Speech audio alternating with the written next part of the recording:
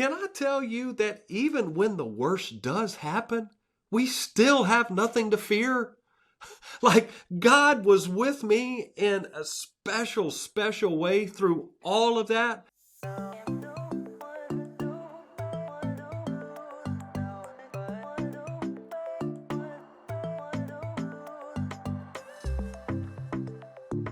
Hi there. Welcome back to the Christian Leader Made Simple podcast. I'm Ryan Franklin, and I would love for you to join me every week as we explore leadership topics that will help you get the clarity needed to move your church or organization forward.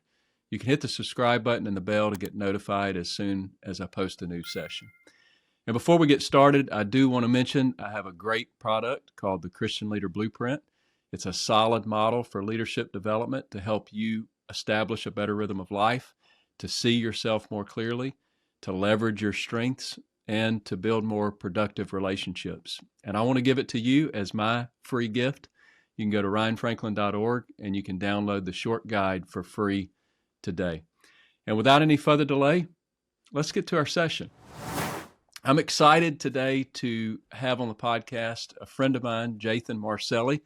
So let me tell you a little bit about Jathan. Having more than 25 years of ministry experience, Jathan has served in many roles: student pastor, executive pastor, senior pastor. He planted a Life Point Church, of Ruston, and he led that for over 7 years before moving back to his home church, the Pentecostals of Lee Road, where he is now in his fourth year as the senior pastor. And he's been married to Sarah for 20 years, and has 4 kids. And he is also the author. It seems like 5 only. He is also the author of a brand new book called Better After Burnout, which tells his story of falling apart in ministry, only to see God put him back together in ways that he never even imagined. And this is a story of brokenness and redemption and hope, and it's one that is relevant to anyone who has thought that their best days may be behind them.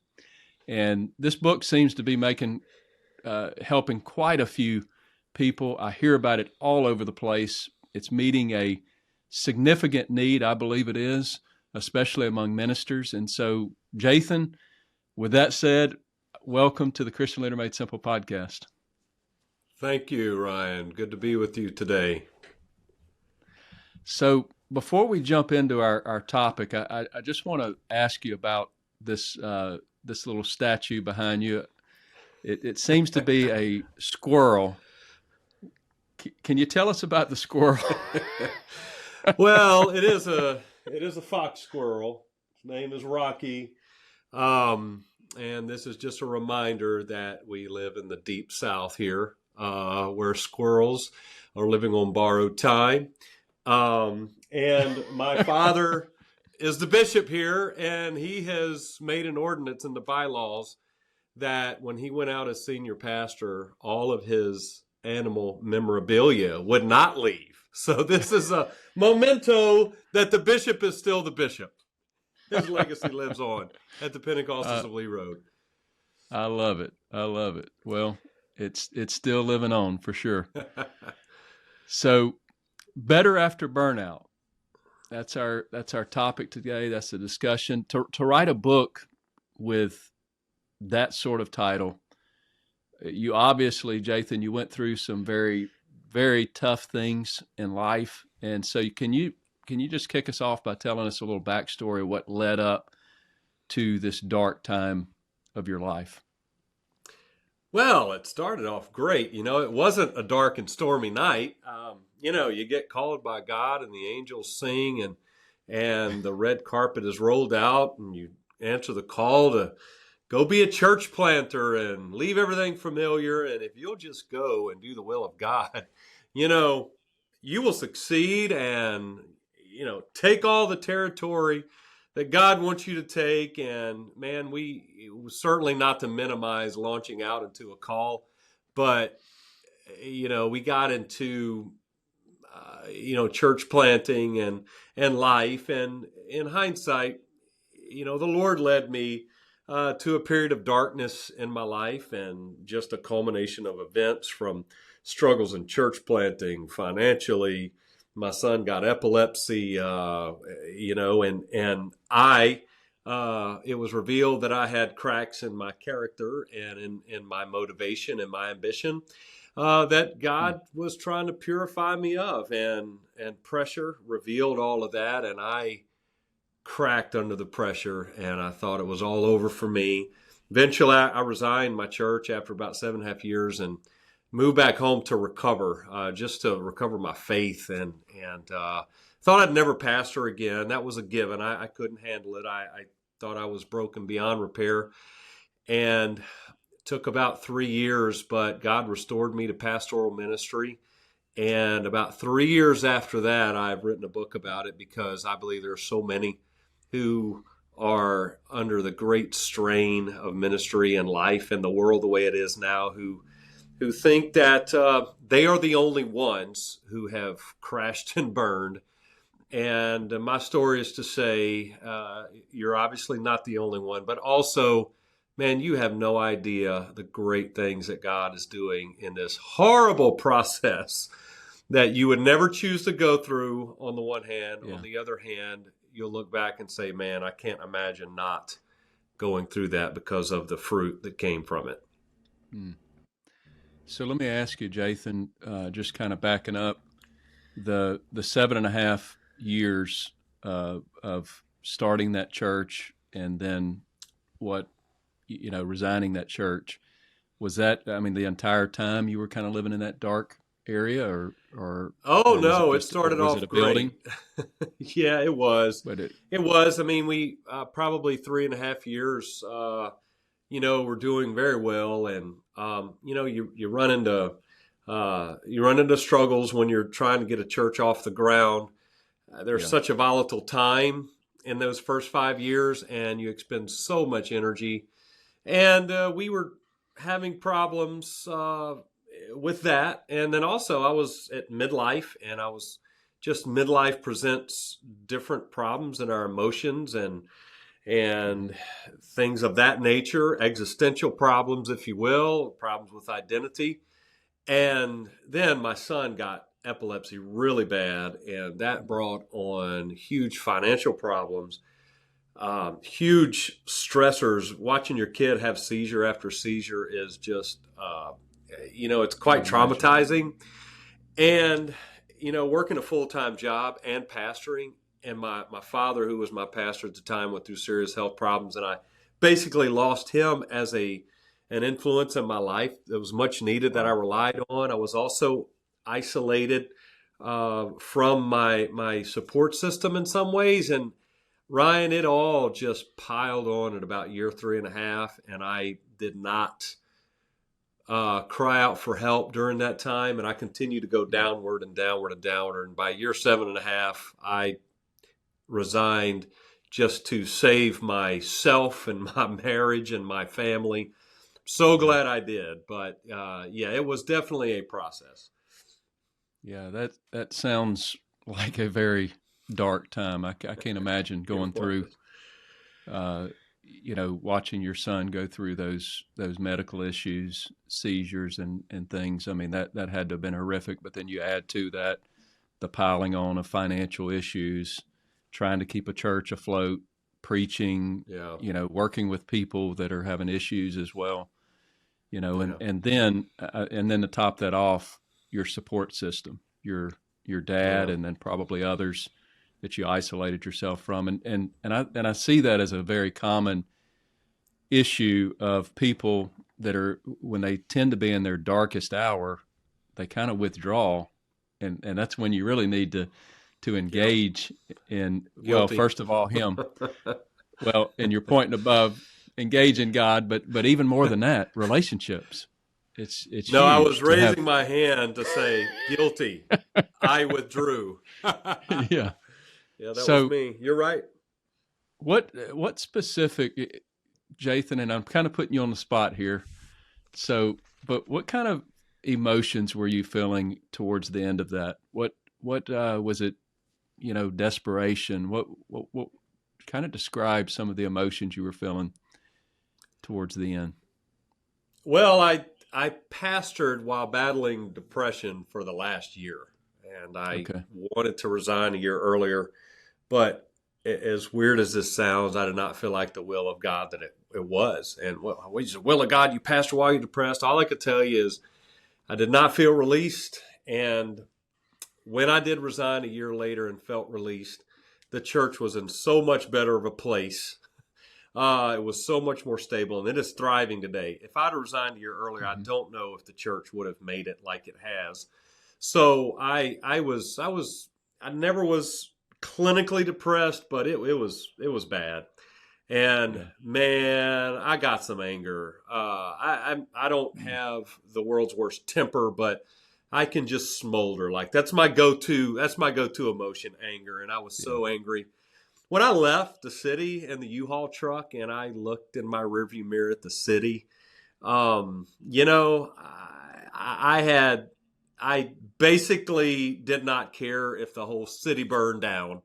I had so much resentment for the city to which I was called to plant the church, because in my own carnal, fallen way and frame of mind, I resented everything that my calling had taken from me. It had taken my joy. It had taken my passion. I felt like my ministry was damaged beyond repair, and my family was struggling. My son, my wife had lost about 3 or 6 inches of her hair. It had fallen out. She didn't cut it. It fell out. And I transferred all that resentment to that city. And I was wrong. I misplaced that. But that was the shape that I was in when I left. I really resented the calling and everything it stood for.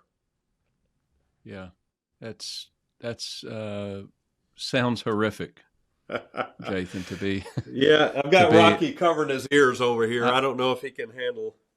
I'm glad you can laugh at it now, but in that moment, I could picture you looking in the rearview mirror of that U-Haul, which you actually in a U-Haul, you can't see anything in the rearview mirror because it's.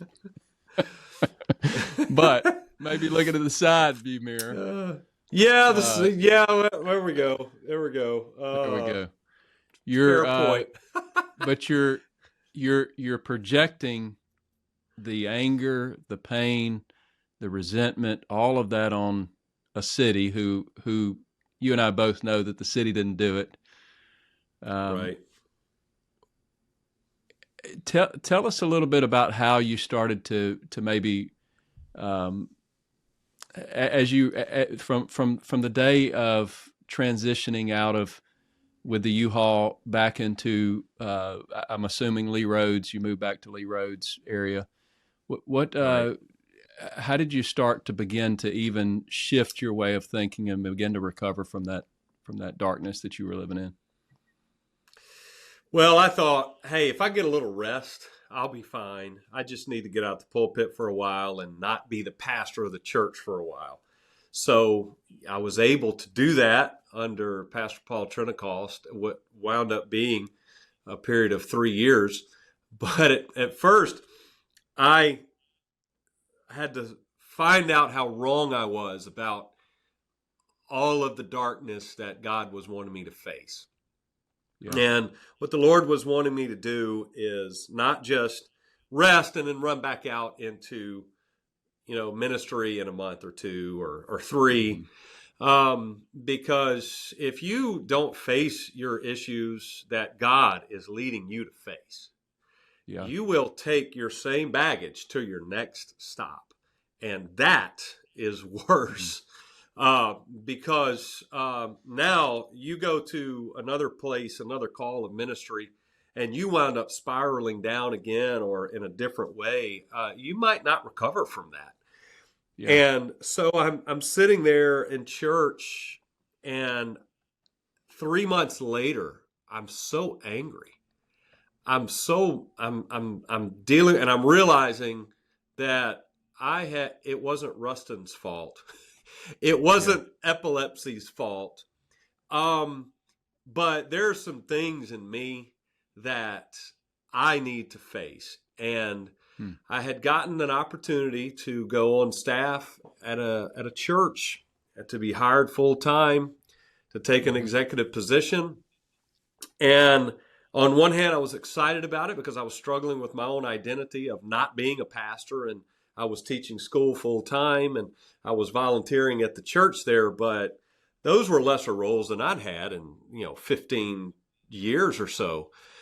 Yeah. So I wanted to jump at this opportunity, but I had a moment where I came home to my wife and I said, I cannot take this position because I am not well yet. It's been 6 months and I am not well. I need help. And for the first time in my life, I think it was 38 years old, I went to a therapist, and it was as if God gave me this vision of this door and me walking toward this door that I did not want to open, but I had to open it and look inside at the unpleasant parts of me that I did not want to face. And can I tell you, that was one of the most horrific things to do. But once you actually open that door and begin to face your own issues, there is so much freedom in that. And that really began to turn me around big time. So that's the part of the process where I really in earnest began to heal. Yeah. And I want to kind of walk through some of I've heard of your 10 strategies that you discovered in your experience, and I want to walk through that. But before we get to that, what were some of the things you learned in the middle of that darkness? Looking back now, you're kind of crawling out of that. You're doing the necessary things to sit before somebody, be accountable to people, have relationships in your life. Looking back on that, what were significant things you learned while living in that darkness? Well, first of all, be careful what your wife says when you answer the call of God. Because when we left our home church, the safety of our home church, to go plant the church, I'm like, yeah, we go and we could win some souls, She said, yeah, and we could, we could go and start something from nothing. Yeah, praise God. And then she said, and maybe it would be good for us to get out there and struggle a little. And I'm like, no, don't say that. Man, having no idea that God used this process for many things. I mean, we won souls, and there are people that have gone on to be with the Lord that are in heaven today because we went out and planted a church. Yeah. But there was such an overarching purpose of transformation that God was leading me into the darkness and to teach me things. And I would just like to encourage anyone out there who is struggling right now, you will tell yourself, if you're not careful, there must be something wrong with me because of this despair that I'm going through, because of all these dark emotions. You might be battling deep anxiety, depression. You might have imposter syndrome and thinking that I'm not called because all these other people that preach at conferences never go through this. All these books I read, are all about often this American assembly line productivity type of just be really efficient and go out and produce something great for God pretty quickly. And that is just not God's way of transformation. A lot of times God leads us into the darkness. And so one of the first things I would say is that, recognize that you are often right in the middle of the will of God when you're in the darkness, as terrible as that sometimes feels. A second thing I would say, hard pill to swallow. It is not to burst anybody's bubble. And I certainly, would have smirked at that in my early years. But if you are in the darkness right now, I just want to encourage you that you're probably right in the middle of the will of God. Thanks. The book is Better After Burnout. It's title gives you a warning. Fair shot across the bow. And everybody says thanks, Jathan. No, that is reality. That is reality, Jathan, is that the Lord, He doesn't promise an easy ride for us. And I think coming out of the other end of that, and as you're walking out of it, I would imagine that there's some things, particularly things like empathy and, things of that nature that you would have felt. Anything else? Three quick things dealing with the darkness that are important. Empathy that I learned. Battling depression, I could not really weep with those who wept before that. Now, maybe some can. They just have a natural empathy. My wife is like that. But when you battle depression and you have such extreme emotions and your son basically dies on you twice, thank God he came back to life. But those extreme emotions will open you up to people and to empathize with people like you never have before. And listen, that is one of our greatest aspects of ministry is to empathize. I mean, I thought God called me to be a sage from the stage and be this great, leader who would say these wonderful things and people would just flock. Actually, God had called me to walk slowly through the crowd and to just be with sick people. And I did not have that in my game before going through darkness. So if you're hurting, listen, God's going to use that hurt for you to empathize with people. A second thing I learned was the elasticity of the soul. What does that mean? Jerry Sitzer wrote in A Grace Disguised, one of the greatest books I've ever read, but he lost his mom, his daughter, and his wife in one car accident. He writes about it, about the extreme amounts of grief that he felt, the extreme amounts of sadness, of anger. And he also realized that in that same time and afterward, he could feel in proportion greater amounts of joy, greater amounts of faith. And he talked about how these things can enlarge your soul. And I have found that to be true. And the darkness will do that for you. It will stretch you. It will make you feel like you're losing your mind. It will say, how, God, you've put more on me than I can bear. At the same time, you feel such overwhelming consolation from God. And you look back at the end of the day and say, I would never choose to go through that again. But I can't imagine not walking with God like I am now or either. So you realize, you learn the elasticity of your soul in the darkness. The third lesson is you learn how weak you are. And man, strong spiritual leadership is rooted in weakness. Paul talked about this: when I'm weak, then I am strong.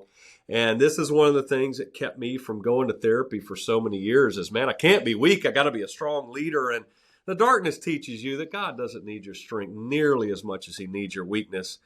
And fourth is it teaches you to value your faith more than your stuff. Man, you can lose your position, which I did. You can lose your assignment, which I did. You can lose your reputation, which I did. Well, look at Jathan. He can't handle it. You can lose all kinds of things. Finances. Man, I was so broke in the upcoming years. But if you lose your faith, you've lost it all. You can lose all that other stuff and still have hope. But see, it's your faith that Satan is after. Simon, the Lord, Satan has desired to sift you as wheat. I'll get it right in a minute. But I pray for you that your faith will fail you not. But not only is Satan after your faith, but God is after your faith too. He tore down the hedge of protection not to destroy Job, but to instill in Job a faith that he had not previously had. And I'll just speak to all of you who might be in the darkness right now. Not only is Satan after your faith, but God's after your faith too. And when he brings you out on the other side, there's going to be a transformation in you that God has been after all along. And you've got it in you. So keep the faith in the darkness. Yeah, that's very good. And Jathan, to fast forward, for sake of time, I want to get into some practical things because I would imagine that there's listeners that are isolated, that are dealing with, maybe a certain level of burnout, maybe not to your level of burnout that you were at when you resigned, but they may be headed that direction. And you've learned a few things about recovering from that and even preventing burnout. Yeah. And I want to walk through, you have 10 strategies that you've discovered in your experience.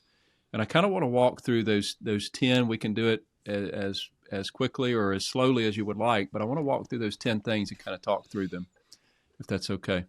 Yeah, sure.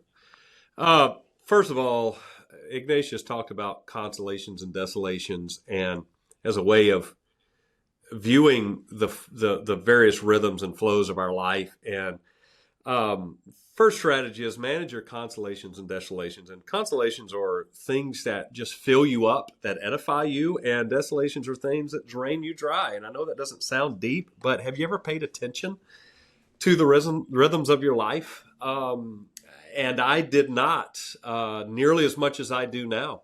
For example, on Sunday evenings, I know after church, I've had a long day of church. If I sit in my house and let it get dark and I'm scrolling through social media, I will just continue to feel the energy drain and drain and drain out of me. And I can go to a very dark place on Sunday nights. I have learned this over time. My wife and I have talked about it. And on Sunday evenings, man, we're going to go for a bike ride with the kids. I'm going to get outside. We are going to keep any drama. People will pile church stuff on you on Sunday evenings because they went to church on Sunday and had a chance to be mad at everybody. And they want you to know about it. Hey, guess what? They got to carry it until Tuesday at the Pentecostals of Lee Road. And what am I saying here? I'm saying that in our rhythms, it's so helpful to just pay attention to what is draining us and what is filling us up. And look, we're not living in a fantasy land where we never deal with darkness and tough times, but there is so much that we can have a proactive control over. And that's a little bit different for everyone. Jathan, I'm assuming you're an extrovert. To some degray. I'm very much, for sure. I'm deeply an introvert. And so first of all, on Saturday night, I don't do anything late because I want to make sure I go to bed early. And I generally don't do any social events on Saturday night. That's Friday night or Saturday afternoon. And so I'm preparing myself emotionally for a Sunday morning. But after Sunday morning, I'm having to be an extrovert. I'm having to walk through my adult Sunday school class. I'm having to hug on people and love on babies and things of that nature. Right. I'm having to force myself to be an extrovert, and I'm not an extrovert. So it's incredibly draining. So for me, when I go home in the afternoons, I've got to healthily withdraw from people. Yeah. And give myself some space to kind of recoup and then re-engage healthily with people. Yeah. So it's a little bit different. And I'm hearing you say you got to get with people. It's your family. Yes, in order to definitely re-energize and refill. Yes, sir. Yeah, that's right. It's different for everybody, as you mentioned, and that's why I'm hesitant to give too much prescriptive advice. But the principle stands is that you have learned how to manage those consolation and desolations on a kind of a rhythmic way in your life. And if you're tipping too far to one side, instead of blaming everybody like I did, oh, these people won't leave me alone, or I just don't have enough time. Well, you know what? What am I doing about it? And I would encourage all of you out there to, take some control over this in your life, because often you have more control of that than you think you do. At least it was the case for me. Yeah. Energy management, Jathan, is so powerful in the world of a minister, and it's so critical. For sure. And everybody's a little different, and we have to figure out what drains us and what fills us up. Yeah. And sometimes we have to try different things. And because here's one thing I know, when I'm depleted with energy, when I'm tired and I'm stressed, and the worst of me is going to come out. And so I've got to figure out. I love that number one. That's a phenomenal number one. So what about this number two? Embrace your personal limits. Limitations, man. Limitations. Limitations, but God can do anything. And we we have a strong faith ethic in the apostolic church, and sometimes we wind up playing God with this idea that God can do anything. We think we can do anything, and we also think that there is, we chase after ambitions, Ryan, that are just that, ambitions. It's not really the vision that God has given us. The truth of the matter is, this is so hard to say, but sometimes I have to tell my congregation and my board of elders, I just had to do this in October. Guys, I wish I was stronger than I am, but I am extremely tired and fatigued, and I've got to have some rest. And I can't measure up to what is happening right now. Will you help me, please? That's embracing a limitation. It's confessing a limitation that, quite frankly, I don't like to do, that I could not do in the past. But, man, it is life-saving. And limitations are not an indictment of our character, but they are a confirmation of our humanity. And we are human beings. This treasure is in earthen vessels. And Ryan and Rustin, I just said, no way I can handle anything. My sick kid and all these stressors, and I don't need any help. And fine, y'all want to help me, I'll do it all myself. And yeah, that worked out well, because God did not, it's not an indictment to be a human being. We need a Savior. Well, that is not just for when we repent and are baptized, but that is a continuing act of discipleship in our life and our ministry, to just remind ourselves that, you know what, I'm limited here. I can't take this thing on. I can't engage in this big initiative. I'm going to have to sit this one out. And that often is a key to what you said, energy management, and keeps us humble. And it also allows God to work in our lives when we allow that space. It's amazing what God can do when we sometimes stand still and let Him part the Red Sea for us. Yeah. So Jathan, you were in a church plant, and so what does that look like when you embrace your personal limitations and you realize I can't do it all, and then in a church plant or a smaller church, it's not getting done because you have embraced your personal limitation. What do you do with that? That is a great question, because, and I don't know how to answer it, because I can tell you how it looks like when you don't do it, because I did not do that in Ruston, and I flamed out and left broken. Thankfully, the church survived, but I did not do that there. I can fast forward here to when I became the pastor about 3 years ago, and there was a tremendous pressure on me to be a superhuman leader, and I just would publicly talk about my weaknesses. I wrote this book, Better After Burnout, which is a book on weakness. And I can tell you this, that God has strengthened me to overcome obstacles that I never could have imagined overcoming. My former self, that thought I could do anything, and that burned out, and I got back into pastoral ministry, and I thought, how strong am I? I don't know how strong I am. I crashed and burned. I don't know if I can do this anymore. Ryan, embracing limitations and really relying on God to make up the difference has just gotten me through things that I've never seen before. And that's when God begins to send you people that you're like, where did they come from? How in the world did God put this together? I can tell you that God begins to bring miraculous provision that you never could have brought on your own. Now, we're not talking about sloth. We're not talking about laziness here. We're talking about truly knowing you can look God in the face and say, Lord, I'm crying out for you. I need help. Will you help me? And the Lord bearing you up on eagle's wings and delivering you. I have definitely seen that in my last 4 years in a way that I've never previously witnessed. And hopefully I never go back, Ryan. I love Jathan, your original, the very first few words you said to answering that. I don't know, but I know what happened when I didn't embrace those limits.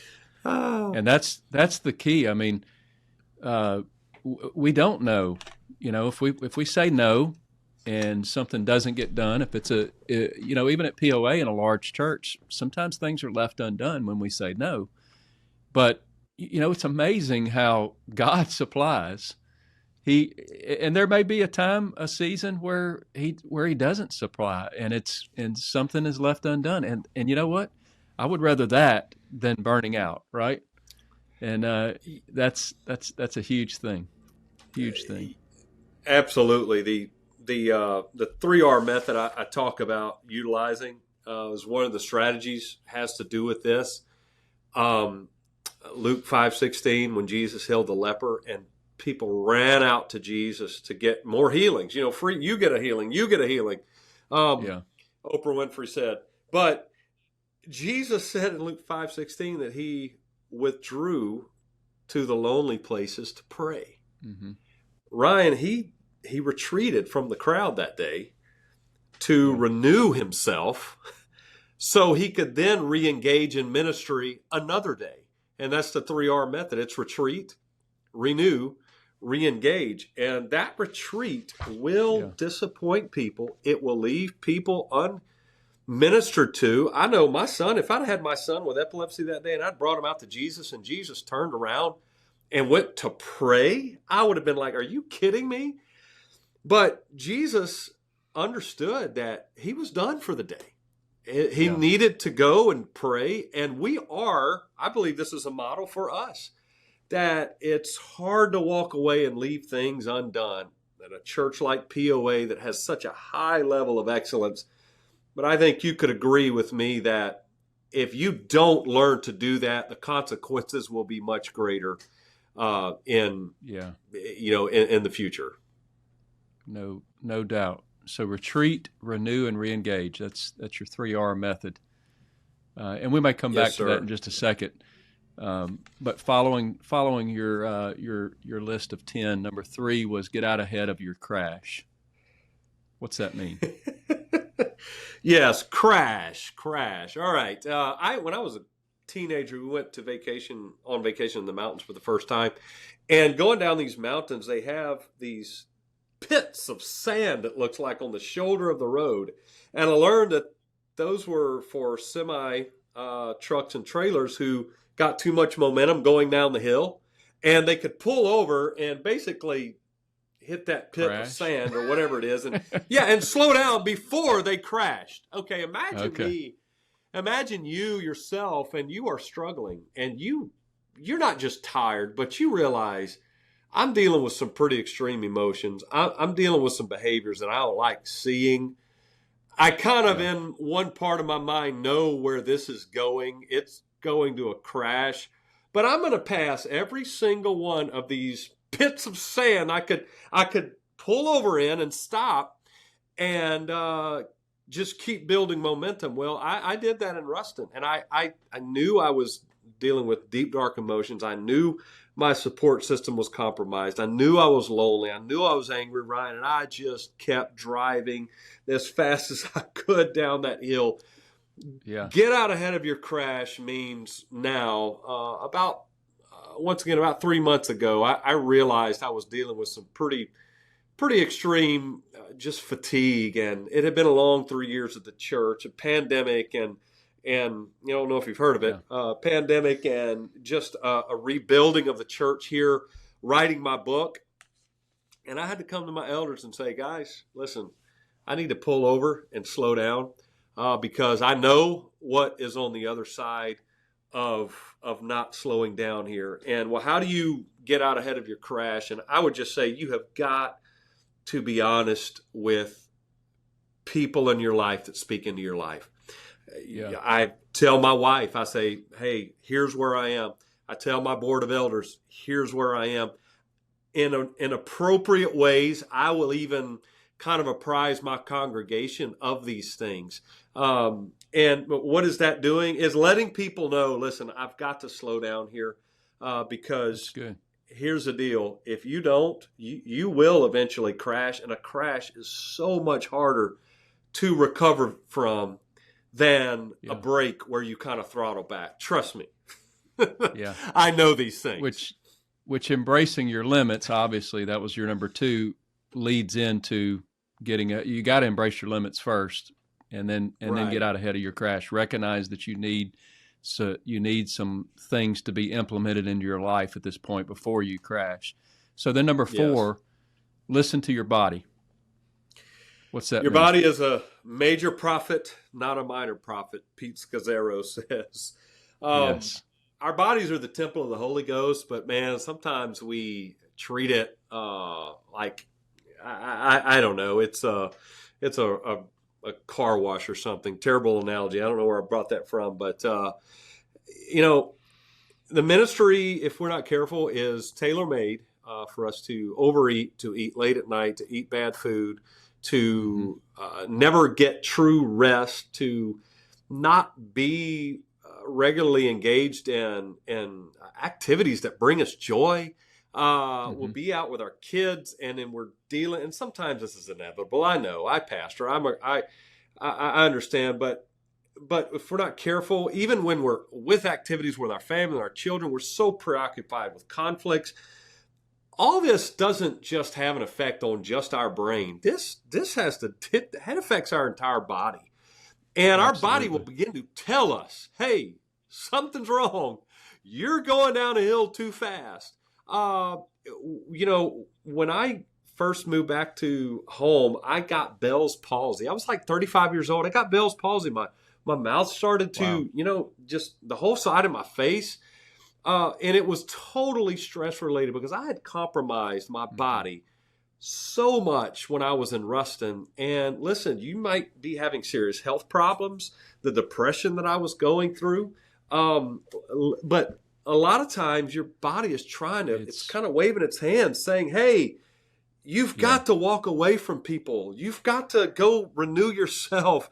You can't keep doing this. You're not a robot. So go get a checkup at the doctor. Emotions are eventually going to manifest physically. There's no doubt about that. The emotions are eventually, if they're going unchecked and they're extreme, it's going to eventually, you know, manifest in some way physically in your body through a sickness or, you know, who knows, skin disease or, you know, Bell's palsy. I mean, that's things that will happen when you're under a heavy, prolonged season of stress. So, yes, you're number 5. Moving on to number 5, find your rhythm. Explain that a bit. Find your rhythm. Tell a story of being at Louisiana camp meeting where Governor Bobby Jindal came one year. Well, he came every year. He was in office. Imagine that.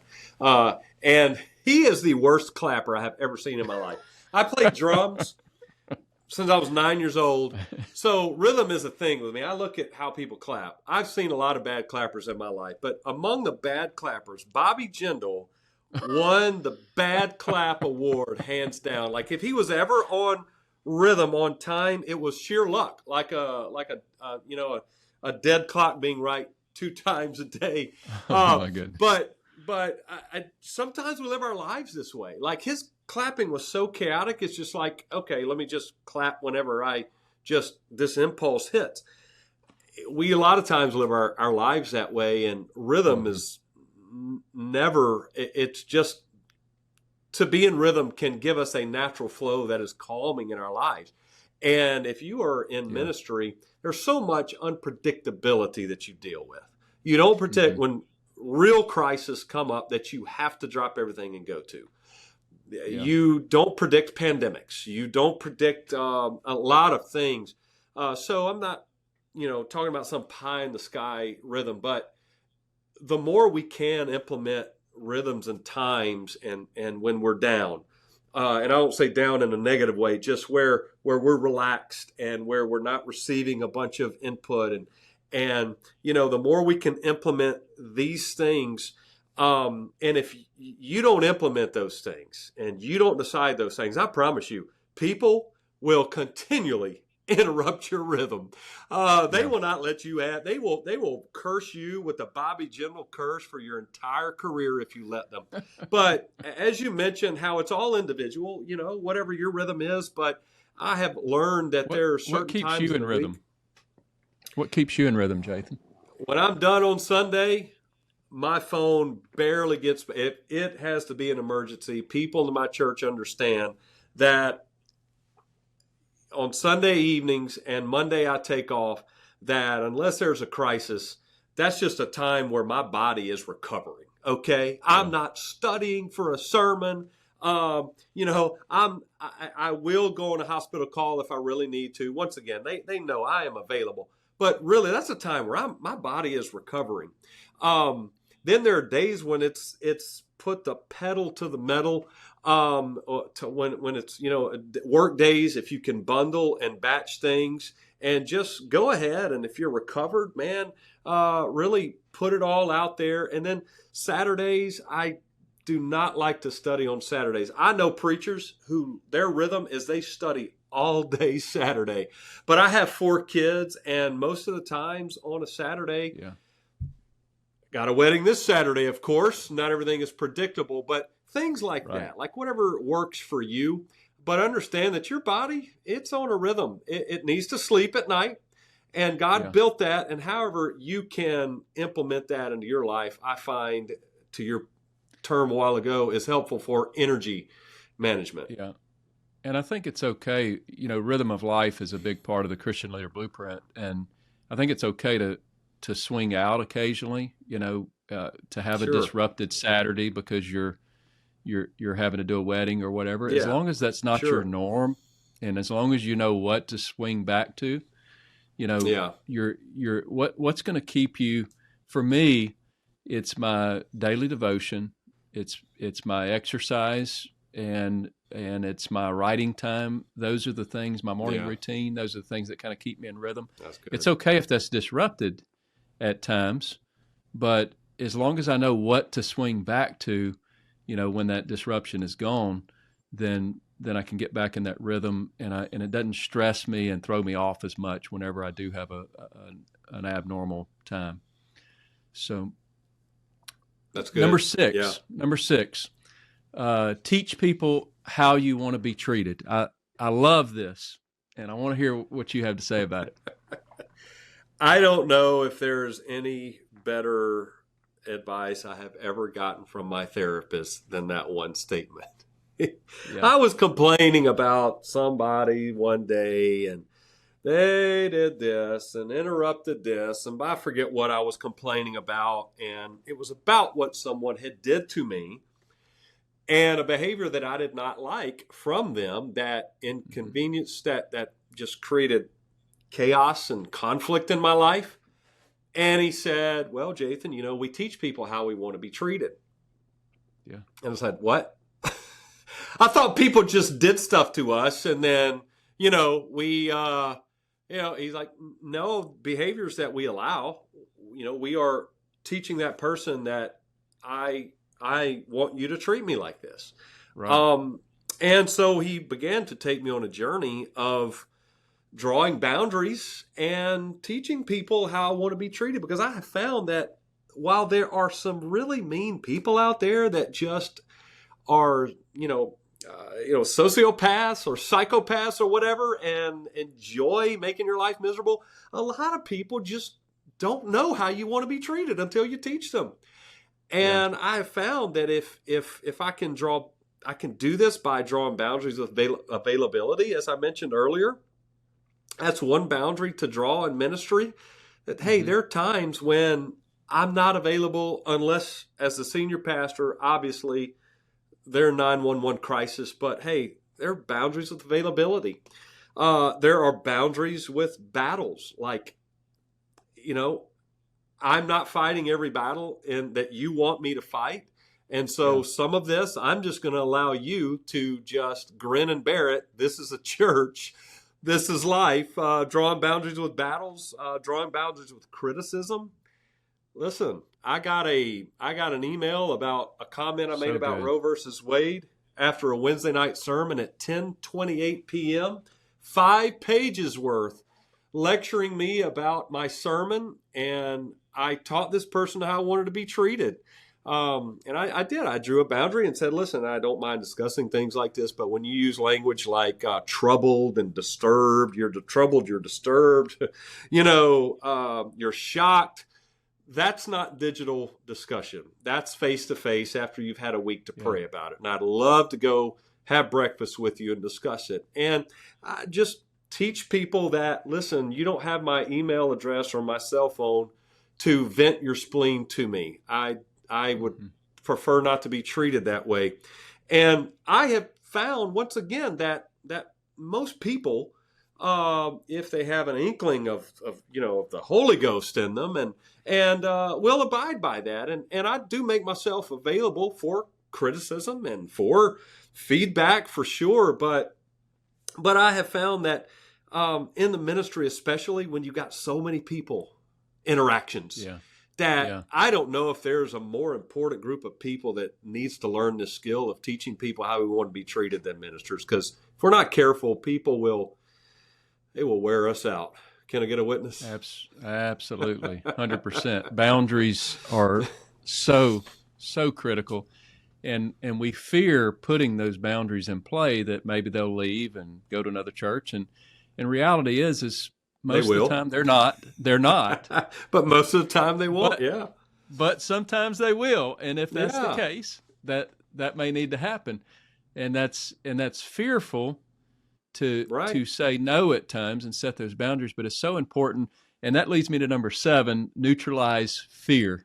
So tell me some of that. Tell me about that. The next time you're really angry about something, and you think you're just angry because you're mad, I want you to ask yourself, what am I afraid of? And you will be so surprised at how much fear you're actually dealing with that's pathologizing as anger. Yeah. When you're dealing with anxiety, ask yourself, that's an easier one because anxiety is related to fear. But my point is that fear often hides out kind of like a bacterial infection. It drives our stress levels while going largely undetected a lot of the times. And when you find yourself in some kind of extreme emotion of just turmoil or anger, and you're just kind of wound up tight, ask yourself, what am I afraid of? And here's the deal. A lot of times, if we will interrogate our fear, it's not something that really, what's the worst that could happen? Okay. So you're saying, you mentioned it a while ago.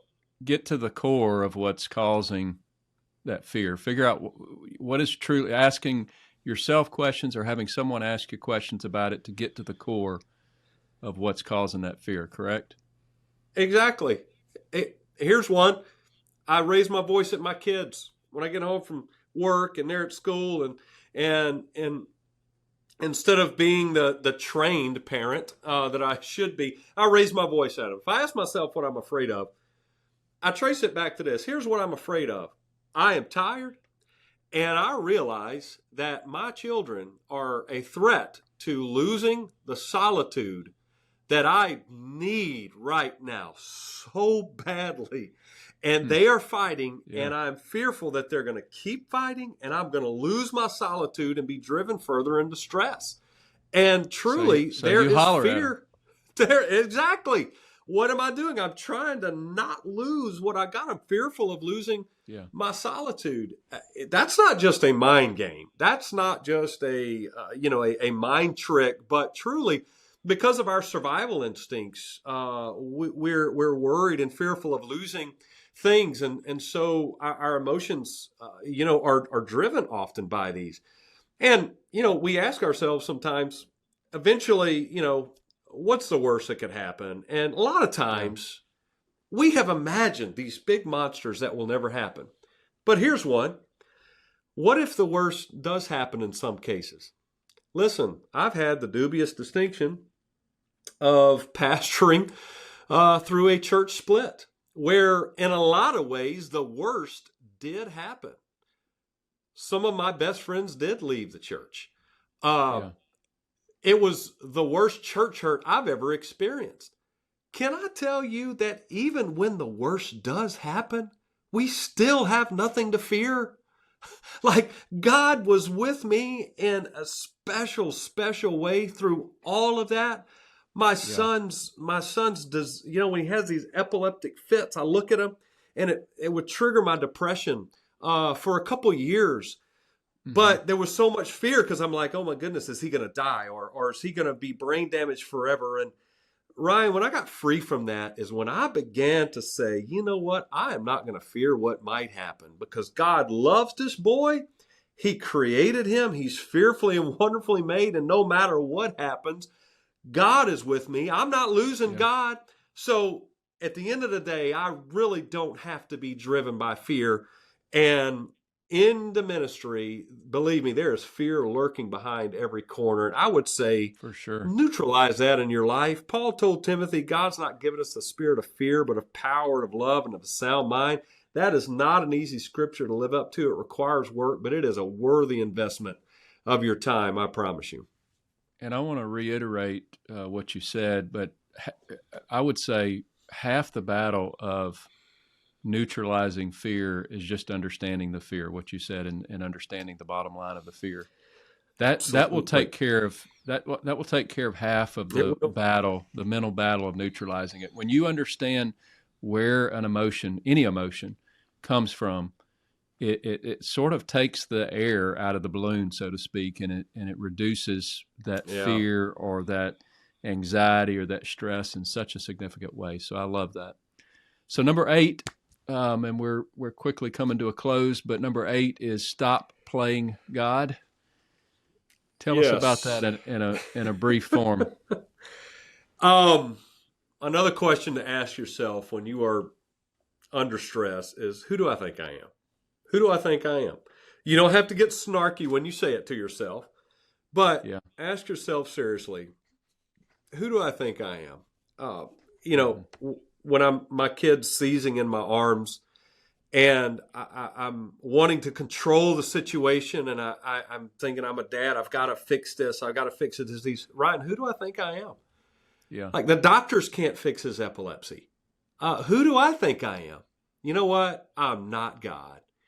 I am Jathan. I am a jar of clay that has the power of God. Listen, criticism in the church, people that will criticize and you should have done this and do this. And we hear that criticism. Sometimes, we can learn from all criticism. I understand that. But sometimes it's a matter of us going, you know what? Hey, who do I think I am here? I am not the Savior of this church. I'm not Jesus.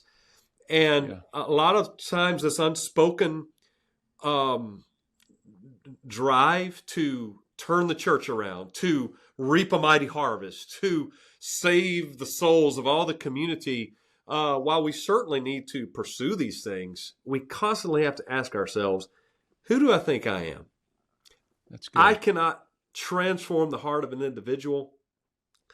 The trauma that this person is dealing with, who is yelling at me right now, I'm not God. I can't heal them of that. So what has God called me to do? Okay, I'm not a therapist. I'm not a pastor. I'm sure I am a pastor, but I'm surely not God here. And I just find this reminder helps me to embrace my limits, as we talked about earlier. And I often find it is amazing to me how much I try to grab the church back from God. I do this regularly. I have to ask myself this quite regularly, because we get up and we have a few wins and might preach a good sermon, release this book and man, people get baptized and all of a sudden Jathan starts to feel like he is God again. And I read this book, When Narcissism Comes to Church, and it had a line that just was amazing, but it said, church leadership is prone to narcissism. After all, what kind of people would stand up and profess to speak on behalf of God every week? And while we certainly are called to speak on behalf of God, there's a fine line between speaking on behalf of God and masquerading as God. And I find that I jump over that line and I have to keep jumping back. And when you jump back and say, Lord, you are in control. It definitely can help with your stress management. That's very good. Very good reminder. We can't play God.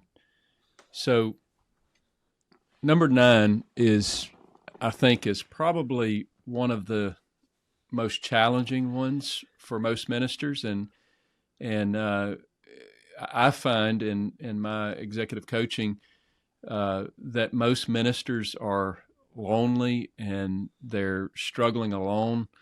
And so number 9 is ask for help. What would you have to say about that?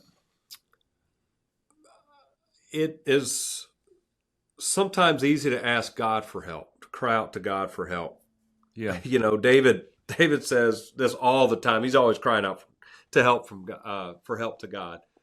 But man, I don't know why it is, but when we then have to ask our fellow man for help, it is a whole other level.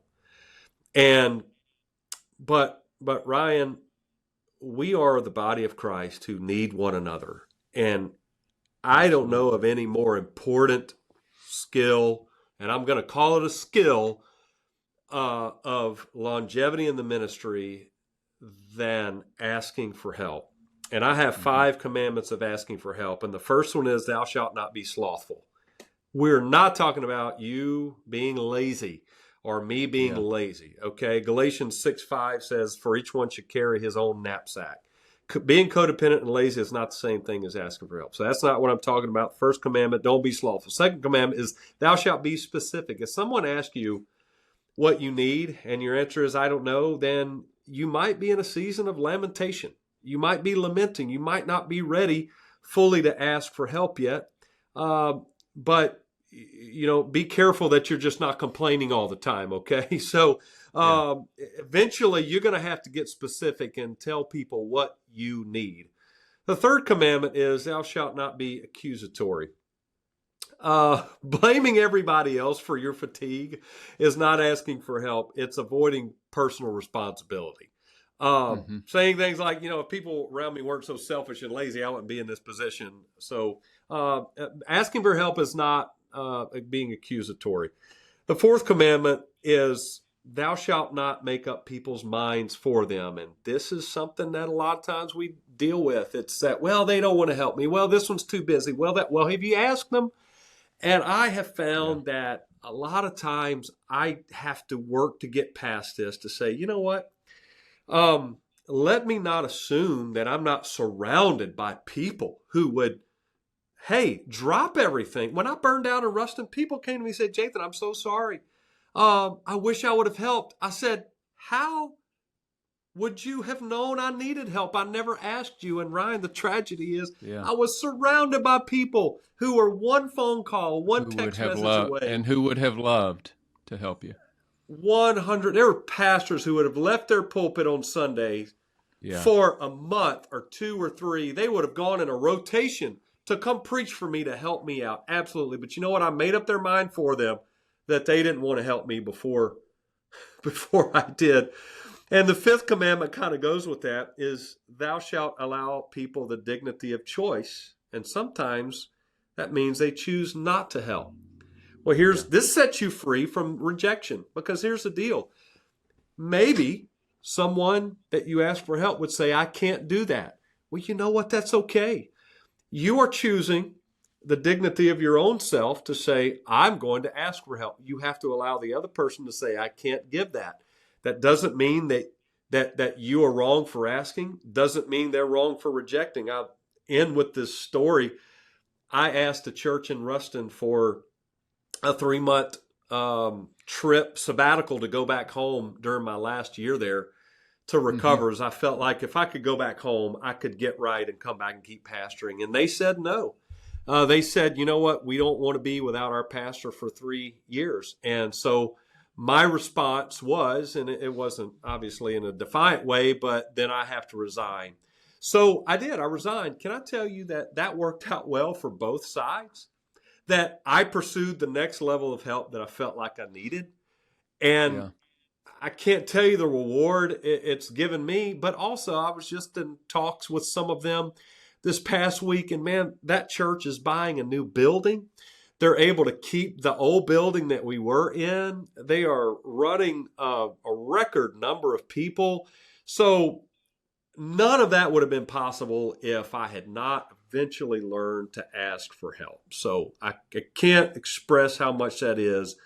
Yeah. Especially if you are lonely, you have got to break that silence. It's a true. strain, I know, but you cannot be silent and die true. silently, because you will die silently. So the 10th one was the 3R method for ministry longevity: retreat, renew, and re-engage. We already visited that a little bit, so we're not going to go there.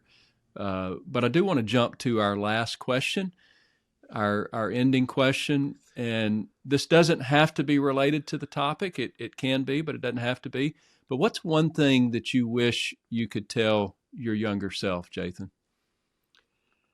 I would say that therapy is a normal part of spiritual, emotional, and physical hygiene.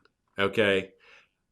Just like working out, if you want to be in shape, or brushing your teeth, if you don't want to buy teeth in 20 years.